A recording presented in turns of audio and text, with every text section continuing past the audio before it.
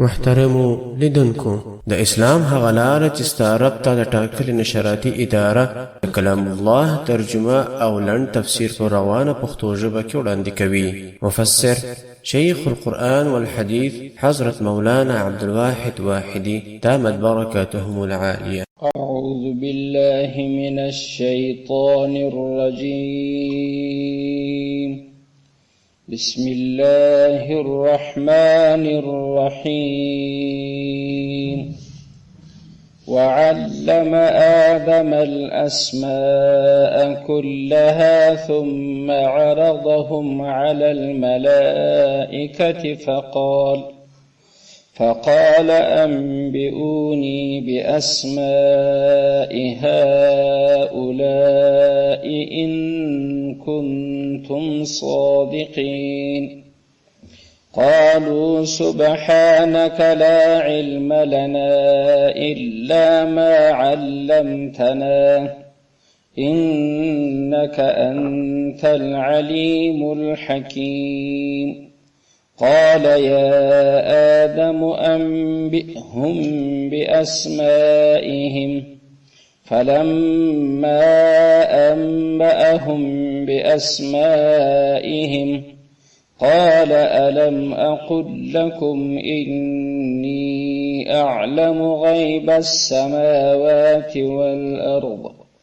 وأعلم ما تبدون وما كنتم تكتمون. صدق الله العلي العظيم.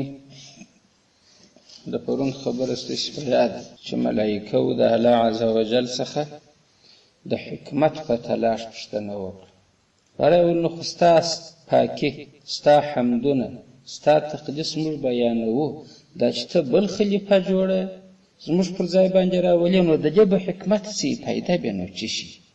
الله عز وجل یو جواب د دې دپاره حاکمانه ورلره ورکړي. حاکمانه هغه دی چې څوک خپل ما تحت ووایي بری په دې کار مه لره، په دې زه پوهېږم. نو هغه جواب دا غواړي چې الله پاک ویل اني اعلم ما لا تعلمون. ویل زه چې په کوم څه پوهېږم په هغه تاسې نه پوهېږي، بس دا خلیفه زه راولم. دا خو حکیمانه جواب دی. لکه موږ مثال پیش کړي، لکه په خپل کور کې چې یو کشر بچی د پلار د یو شي پوښتنه وکړي، باره دی ورته هلکه چپ کړه، په دې کارو ته کار مه لره. نو دا خو یو جواب یې اولاد کې ورکړي، مګر ښه خبره خو دا ده چې هغه د خبرې په راز پوه کړي چې په دې کې بچی دغه فایده ده. دا نو موږ مثال په کور کې پیش کړي چې د خلکو ذهن ته خبره نږدې شي. نو الله عز وجل خو حاکم دی، حاکمانه جواب یې ورکړي، مګر حکیمانه د پوهې ډک جواب دا دی اوس پر راپورته کوي. دا دی وعلم آدم الأسماء كلها. وعلم الله تعلیم کړی ویښول آدم و آدم علیه السلام ته الاسماء نومان د دې شیانو، کلها ټوله نومان، یوازې نومان نه، سره د هغه منافعو د هغه ګټو حکمتو چې په دې شیانو کې پراته و هغه هم. فرض وکړو زموږ ستاسې په خپل ماحول کې سپېرکۍ، یو چا ته چې د سپېرکۍ نوم وښیه چې دا سپېرکۍ بولي، دونه کمال نه دی چې ورته دا سپېرکۍ ده په دغو مرضو کې په ښه راځي، دا یې منافعي. ګلاب ورته وښیه، براوه د دې نوم ګلاب دی، مګر په دې کې دغه ګټې پرتې دي، دا یې ورته وښیه. نو په دې کائناتو کې څونه شیان شته، د اسمانه څې راونسه تر مځکې پورې راسه ستوري دي، اسمان دی، وریځې دي، بارانونه دي، بیا راسه د نباتاتو، د جماداتو، معادنو، دغو شیانو ته د دې ټولو من الله وروښول سره دغه حکمتو چې پکښې کې وه.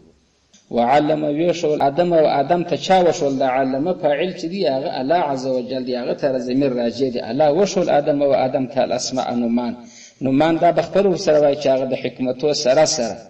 کلها دا ټولو نومان یې وښول. ولې ساده د نومانو یاداشت چې څوک یې نه ما صدق علیه پېژني، نه معلومات ورته دا اوس کمال دی. خو ته یو څو نومان په یاد کړه، د هغه کم انګریزي نومان په یاد کړه، دا جیت چې شي وایي و چې ته فایده یې چې ته خو هېڅ یې نه دي، نو هغه پیدې به ته ورسره وایه چې د ګردو پیدو سره. دا چې وښول ثم عرضه، بیا یې را پیش کړه هم دوی علی الملائکة پر ملائکو. طالبان دلته یوه علمي خبره ده، هلته د اسما توري جمع ذکر سوی او په کلها کې ضمیر تراجع کې د مؤنث کلها ټوله، دلته واسم بیا عرق در پیش کړو هم دی، دا هم ضمیر خو د جمع د پاره دی د مذکر، نو د مذکر د تچیر خو په هدا مؤنث میر اسماء راجي نو خدا د عرق د هم ضمیر بم اسماء ته راجي وهي هغه د ها ضمیر چې هغه اسماء ته راجي وهم چې کی د دغه اسماء او مسمیات ته وراله سیری پلا د چانو ما بل پلا چې ضمیر راجي کې براغه نو ما نه دی نو ما کوم چا پراته دي چې موږ مسما بول مسما ته راجي کې عرق دراوړاندې کړه هم دي کته نو هغه کله مذکر دي ګرځي خو کې مذکر مؤنث نه خو یوازې مذکر ضمیر راځي کې دته به تغلیب وای برای مذکر پر مؤنث را غالب کی لکه الله عز وجل اکثر وای مؤمنین مؤمنات نه کې ورسره خو چې خپل په مؤمنانو کې ور داخلي کې د مذکر په نامه یاد کی مسلمین مسلمات نه کې ورسره ذکر ا مسلمات خپل په مسلمین کې ورسره درج کی دلته د غرکم د نو د هم ضمیر مسمیات تراجیو د هغه او اسماء تراجیو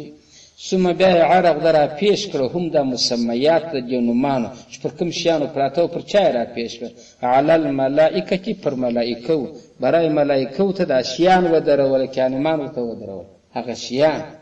کله است په خبر کې متوجه است د مخ آدم علی السلام ته نومان د هغه مسمیات د ګټ سره وشو وسم ملک ته د شیان را پیش کړ فرض کې د مش په ماحول کې پنکای ورته کښې شو د پرشي ورته کښې شو میز کښې شو د کتاب کښې شو غړي سات برای دغه شانک ورل دغه نومان چی شي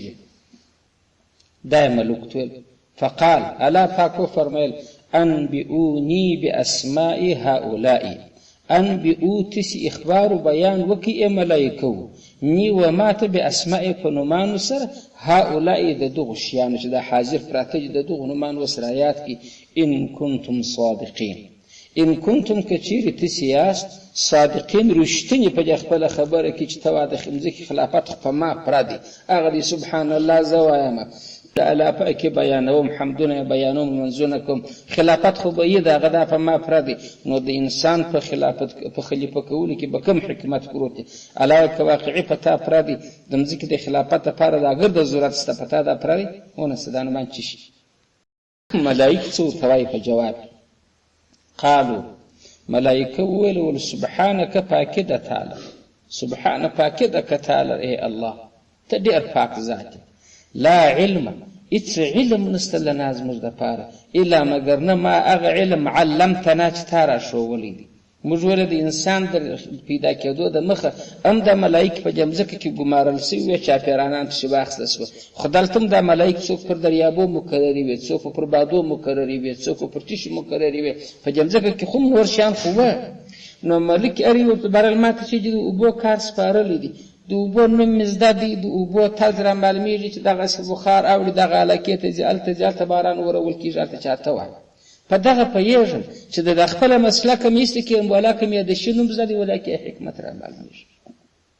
بل ملکی ولز پر برېښنا مثلا مقرره په برېښنا پیژن چې دغه خواته بوزه یا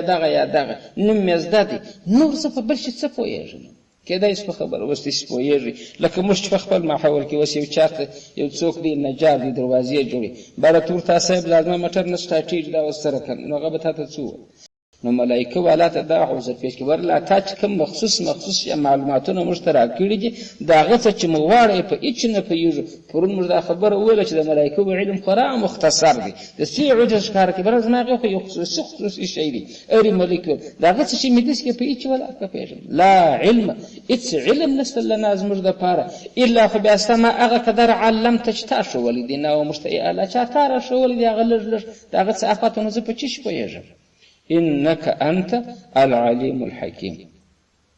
إنك بشكت إيه الله أنت العليم وخبردار فهرت الحكيم وتحكمت ولا ألا فاك حكمتنا قد استعسرك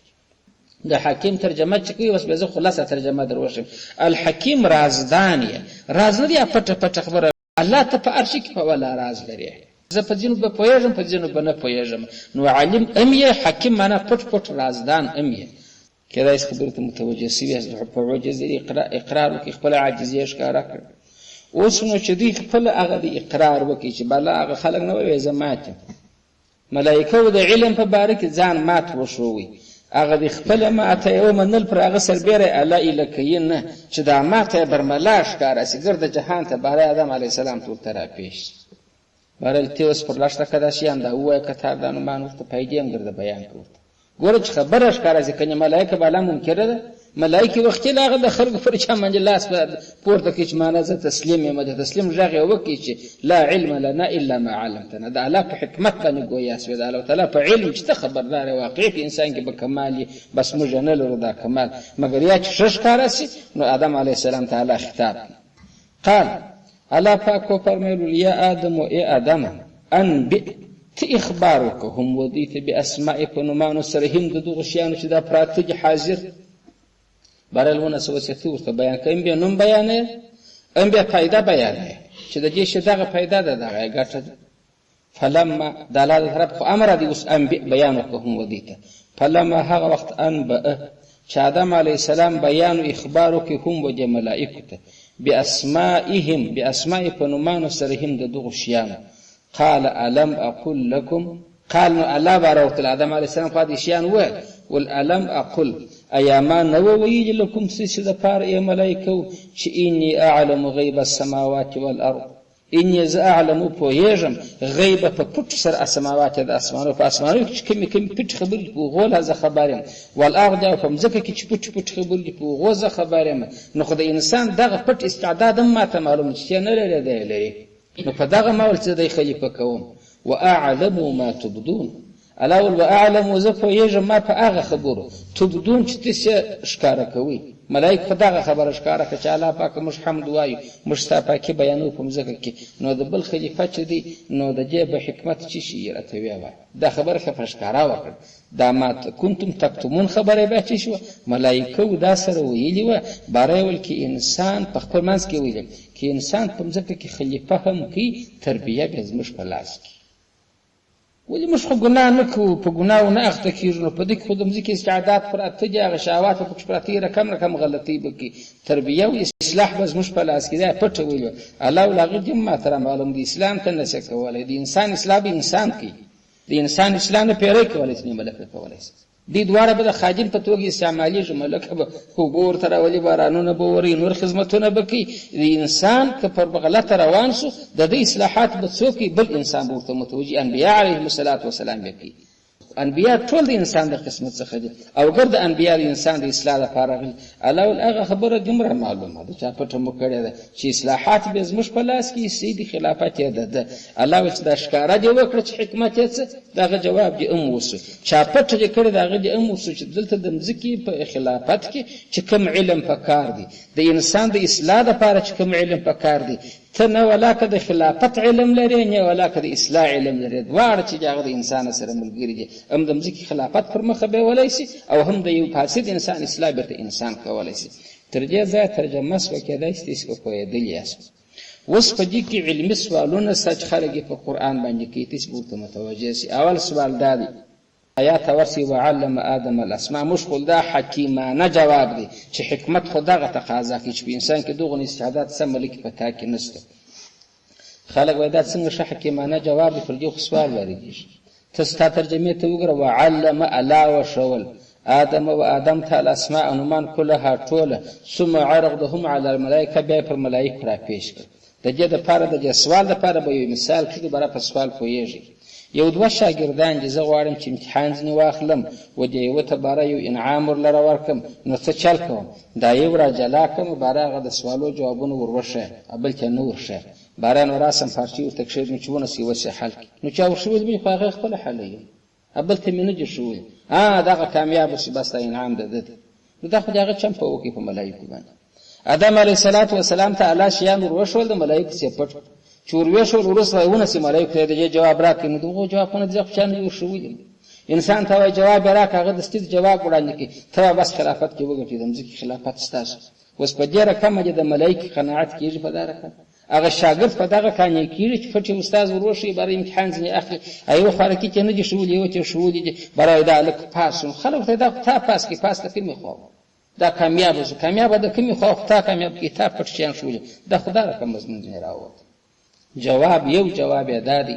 چې دا وعلم آدم الاسماء كلها دا اسماء څخه ګردون مان واخله حتی تفاسیر په دې نامه یادي باراوي قصعه د کاسینم د کاچوجنم حتی باره هغه د انسان چې باد خارجیږي اواز نه ورسره چې موږ یې بول دغه نه میلاوی ګرد وروښه منه ټول نومان په هره ژبه ګرد ورته وښوله او ملایکو چې پټ کړي دي باره دا ګرده چې شیان ورته کښېښول د ملایکو نه خود نه وزده موږ وایه ښوونه یې برملا ګردو ته وکړه په جواب کې یو مثال ته ضرورت شته د مثال په توګه د میراث یو مسله ده زه وایم چې فلانی سړی مړ شو دونه یې زامن دونه یې ښځې دغونه یې د مثال په توګه لوڼې پاته شول یا وروڼه یې پاته شول ونه څه دا میراث تقسیم کړه دلته به خلک ګډ وډ ناست 10 نفره به ناست دي زه به پر تخته دا حساب راواخلم د ده ترکه به کښېږدم هر یوه ته به خپل حساب وټاکم چې د زوی یې دغونه شوله د لور یې دغونه شوه د کوروالی یې دغونه شوه که دوې کوروالی وي چې د هغوی حساب به وټاکم که درې دي د هغو که څلورو د هغو باره به چابک داسې خراب کړم هم راولاړ شو فلانی ورسې تشریح کړه په دې کې درې طالبان کېدای شي چې راولاړ شي تشریح کړي بل چې راسي بېرته تختې ته وایي ښه ته کاش کې به راودرېږي دغه یې ودرېږي ولې په دماغ کې نه راغله ښوونه یو رقم وسوله ولې دا درو زده کړه دا دوه نه کړه زده په دې درو کې الله عز وجل هغه استعداد ښوولی چې استاد مازې بیان وکړي د ده دماغ ته ولې به د خبر په دې بل کې الله استعداد نه ویښي هغه ته چې درې واره نور ووایه نه پس درګرهیي کېدای شي طالبان موږ ته په صنفو کې دا خبره رامعلومېږي په سبقانو کې چې یوه ته چې خبرې ته مازې دا تېز سره وړی دی په پوهېږي بل ته چې درې څلور واره مکرره کړې لا دې پر هغه سره بیا پر سر دردرد کړي لا دی نه په پوهېږي دلته دغه رقم خبره وه الله عز وجل نومان ګردو ته یو رقم وښوله دا تعلیم چې آدم علیه السلام ته کاوه داسې نه و چې ملایکې غیبې او ملایکې نه وې دلته وې خو د آدم علیه السلام په ذهن کې ګرده شیان راغله د دوی په ذهن کې رانغله دا نو ولې خو د آدم علیه السلام هغه استعداد هغه د دماغ میموري هغه دغونه قوي وه چې هر شی یې ثبتولی شو او ملایکو د هغه شیان واورېدله چې الله وروسته به راپورونه سي ویې وایاست د دوی په دماغ کې ثبت نه و اوس د ملک په دماغ کې ثبت ولې نه و خو الله عز وجل د دې هغه دماغ هغه د دې استعداد هغه دغونه وسیع نه دی جوړ کړی لکه د انسان هغې چې وسیع جوړ کړی دی نو خود په دې کې دا ملامتي نه راځي چې دا خو د ملایکو سره چم د کومې خوا اوس برملا خبره وه نو د کومه ځای څه دا خبره پېښ شوه چې هغه جواب ویلی شي دا یې نه شي ویلی د آدم استعداد لوړ دی خو الله وایي چې زه چې په کوم شي پوهېږم تاسې نه پوهېږم په دې کې ما دغسې استعداد ایښی دی په تا کې هغه استعداد نه دی پروت نو خود د دا ګرده بیان وکړي ملایکې عاجزې شوې برابر موږ دا نشو کولی اوس سوال بیا دا واردېږي چې نو دا خو هم بېرته ملایکې خوارانې نه دي ملامتي ولې هغه به ملایکې به وایي نو خو ما ته دغسې استعداد راکړه په ما کې د هغونه استعداد نه دی ایښی په انسان کې دی ایښی دی اوس واراسه د انسان سره مقابله وکړه نو دا د انسان استعداد چې د آدم علیه السلام په دماغ کې پروت دی دا چې د ملکې و دماغ ته ورنقل سي د هغه جواب بیا دا دی چې بابانو باره خو ملکه نه ده باره خو نو انسان ځینې جوړ کړي خو دا جلا مخلوقات دي موږ بیا د مثال په طور یې نمونه کښېږدو یو میږده 1 کیلو شیدې کوي غوا د 40 کیلو شیدې کوي دا ولې برام نو خو خدای پاک ته دغسې جوړه کړې ده که میږ یې دغسې جوړه کړې ده یو سړی وری پر خدای نو څه فرق نو خدای میږ ته بیا دغونه که در غولان زه کړی چې 40 کیلو یې کولی باره نو خلک ورته نو میږه باره میږ بولي خلک 40 کیلو کوي باره خو نو میږ نه ده نو خو میږ ته چې په حقیقت کې منقلب کوي یا یو سړی باره وایي دا موټر چې دی 4 نفره وړي نو دا دونه قدر بار نه سوړی ټرک چې دی هغه چې دی 8 ټنه بار وړي خو دغه بیا دغه کړی باره خلک وایي بیا نو خلک پراډو نه بولي باره نو بیا ټرک بولي زوی مړی دا استعدادونه جلا دي خو ملکه جلا مخلوق دی پرون موږ تشریح کړه چې د نوره جوړه انسان جلا مخلوق دی د خاورې جوړ دی نو چې دغه استعداد ته په هغه کې کښېږدی نو برخ بیا ملکه نه ده نو خو انسان دی کې دا خو لکه داسې سوال ته خدای په خدای پاک باندې بیا کوي چې برای نه ول دي ملایکه کوله خو هغه به دې انسان کړی دا سوال خو غلط نو خلای د ملک جلا ضرورت په دې جهان کې د انسان جلا ضرورت په دې جهان کې نو دا استعداد التفرق سره لري خود آدم علیه السلام چې کوم تعلیم ورلره ورکول شو هغه ګرده په دماغ کې ثبت پاتې شو د ملایکو تر حضور دغه ګرده کیس ولا مگر عاجزه پاتې شو هیڅ ونه وایي دا یو جواب دی و دا سوال ته چې علمي واردېږي چې د ملایکو سره چم سوي دي هېڅ چم نه دي سوي دی حاضرې به فقط ثبت دوی دماغ ونه کړي ولې دماغ یې دغونه قدر دی بالا جوړ نه مگر یو سوال بل دلته علمي واردېږي اصلي جواب هغه دی چې حضرت محققین و مفسرین رحمت الله علیهم وایي هغه وایي ښه نو چې د آدم علیه السلام و دماغ ته د هغې وخته سره روانه سره د دنیا د اوله سره بیا تر قیامته چې کوم شیان جوړېږي د ټولو شیانو نومانې په ټولو ژبو د آدم علیه السلام و دماغ ته ورنقل کړل ښه د ده زامن چې پیدا سول نو خو د ده دوزي به یې چې هره ژبه زده وه نو په پښتو به هم دا ګردنمان ورښولي، په عربي به هم ورښولي، په فارسي به هم ورښولي، په انګریزي به هم ورښولي. نو خو د ده زوی ته چې ویلي چې دا کاچوغه ده بیا په انګریزي هم نوم یادولی، په عربي به هم یادولی، فارسي به هم یادولی، خو ګرده خو په دماغ کې پرتې دي. او دا رقم نه ده، دا انسانان چې دغه رقم دي، د یوه ژبه زاړه دا بل. نو خو دا د هغه پلار زامن دي. نو چې د هغه پلار زامن دي خو د ټولو شیانو نومان به په ګردو ژبو په یوه پلا باندې زده وای. او بل د انسان د دماغ میموري هغه شی چې دی وای هغه د دغه نه قابل نه دی چې یوازې په دا جان کې اوس موږ کومې ژبې په خبرو د مثال په طور چې د خلکو احصایه کړې وای 9000 ژبې چلیږي لا به بالای. نو دغه 9000 ژبې باندې د هر شي لپاره خو نوم شته. دا ګرده د انسان په دماغ کې خاص به د ژبو ډکه نور علوم خو هلته پرېږده. دا څنګه پرله لګی؟ نو د هغه جواب دا دی چې وعلم آدم الاسماء دا معنا نه ده چې د هر نوم یې جلا ور وښاوه چې دا سپیکر دی، دا عینکې دي، دا یې پوسټ دی، داسې نه. د وعلم آدم الاسماء ترجمه به داسې کوي لکه خلق الانسان وعلمه البیان. الله پاک انسان وخلقه، بیان یې ورته وښوي. وعلمه البیان دا معنا چې په دې کې دغسې یو ماده په دماغ کې کښېښول چې بیان ځینې جوړولی شي، استعداد پکښې کې پروت. د اسماء علم هم دغه رقم دی چې الله و انسان ته دماغ ورلره ورکړي، د ده په دماغ کې دغسې استعداد کښېښوه چې د هر شي دپاره نوم جوړولی شي. وایي د دې دپاره یو نمونه پیش کړي. نمونه په خپل کور کې کوچنی لرو. کوچنی اول د واره چې د خبرې نه زده، د ده چې اوبو ته هوا کېږي بغیر وي لغتې وي، مور یې ورسره پوهېږي باره وایي اوبه غواړي، بله پلا بیا لغتې وي بغیر باره وایي اوس نو وږی دی ډوډۍ غواړي. مګر چې دا لږه کې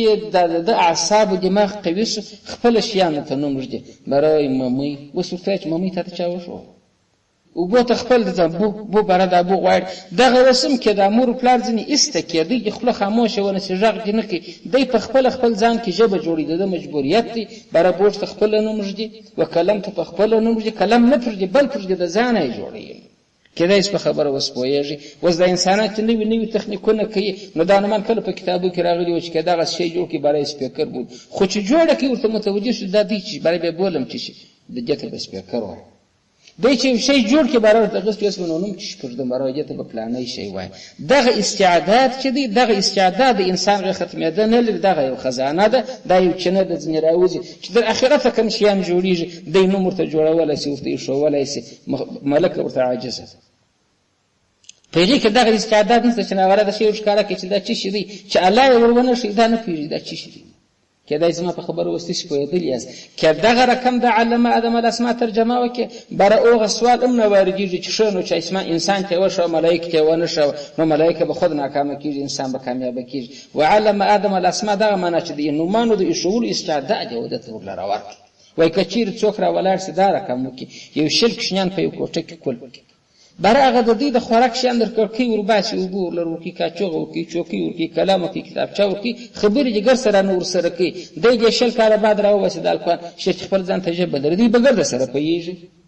یو به یې وته چې فلانی شی راکړه، موږ به نه پوهېږو، هغه به روزغلي، هغه به راواخلي. د دوی مجبوریت دی دې ته هڅوي چې د ده دماغ یې په راشي باندې نوم ږدي. نو دلته هم دغه رقم ده چې الله پاک آدم علیه السلام ته اسما وښول، یعنې د نومانو د ایښولو یو قوه د ده په دماغ کې کښېښوله. هغه چې شیان را پیش کړه آدم علیه السلام ته یې ولوایه، ده پر هر یو نوم ایښولی، بر فلانی فلانی فلانی فلانی نومان یې یادوله، ملک کې ول هغې نومان نه سو پر ایښولی. بره سوال ورسره ختم سو. نو دلته علمي سوال دی، کېدای شي په 2 طریقې باندې دفع سو. اوله طریقه دغه وه چې الله نومان واقعي په تفصیل ګرده بیان کړه، خو آدم علیه السلام دماغ ریکارډ کړه، د ملوکو دماغ ریکارډ نه کړه. ولې د هغو په دماغ کې د استعداد نه و. که څوک وایي د هغه د انسان استعداد بیا هغه ته عمر کړی، نو چې عمر کړی بره خو نو ملکه نه و، بیا خو نو انسان ځینې جوړېدي. ملکه چې ملکه یې پر هغه رقم باندې پاتې، استعداد نه و چې دا ګرده سخت. یا دغه دی چې د وعلم آدم الاسماء څخه ترجمه ګر سره دغه ترجمه ورلره واخله چې څنګه چې معنا په دې کې د استعداد الله عز وجل کښېښه، او په هغه کې هغه استعداد ګر سره نه دی. داسې نه دی چې نومان یې په تفصیل ښولي. نومان خپله باره آدم علیه السلام جوړي اجتهاد کوي، لکه اوس چې زامن هم دغه رقم دي چې یو شی ناولده ووایي په خپله خپل نوم پرېږدي که نه پرېږدي. اوس په هره ځکه موږ ته چې به خپل په دا لویانو کې به مثال پیش کړو. یو ترکتول دی دلته دغه نه دا لاس یې داسې لري ځکه غاروي. ته چې بیا خپل وطن ته ولاړ سې خلکو نه ګیدلي ته څه ورته وایي چې وروره یو ماشین یې راوستي، یو اوږد رقم لاس و، یو رقم منګول یې و، یو چنګول یې و، چې ورګشت به کړه په یو خلا به 3-4 غرارې خاوره راپورته کړه. اوس نو دغه د ماشین دغه ځای دا نو چنګول بولي، دا نو اوس د ده ګوتې دي. خو چې دا خلکو دماغ ته ورنږدې کوي دستي په دستي د ځانه شیان پرږدي، هغه هم دغه رقم دي. دا کښې نه استنباط کوي، نو استنباط کوه الله پاک ورلره ورکړه. تر دې ځای چې راتېر شي قالوا سبحانك دغه ځای ته راځو قالوا ملائکو ویل چې سبحانه پاکي ده که تعالی نو دا دویم آیات کې چې دی د دې سبحانک د څه دپاره وایي چې ملائکې لا په زړه کې دا سوال نه لري چې الله پاکه تا زموږ سره چم وکړي ګوره آدم علیه السلام ته دې ښوونه کړې ده موږ ته جنت ده کړې اوس نو راته بیان یې قضیه څنګه بیان کړم قالو دوی ویل سبحانه پاکي ده که تعالی الله تا چم نه دی کړی واقعي دې زموږ د مخه ګرده شیان کښېښول یا دې په دې کې دا استعداد په موږ کې دا استعداد په دې کې چم نه دی لا علم لنا اصلا زه بې علمه یم علم نه سره مګر نه چا تا راته ښوولي دي نو کېدای شي په خبره اوس تاسې پوهېدلي یاست نو ته یوه خبره تفسیر شریف کړې ده وایي دا خو نو هغه وخت چې دوی مخکې چې الله ورځي انسان خلیفه کوم د انسان د جوړښت ځای دلته نسو ذکر د خلق ځای تفسیر روح البیان ذکر کړی دی وایي نو الله عز وجل مځکې ته بارول نو په تا کې خلق یم چې تا څه خلق یم دا مځکه څونه غټه ده او څه شي خلق یې الله پاک ورته دغسې انسان چې په دې کې به ځینې کسان طاعت والی ځینې چې هغه به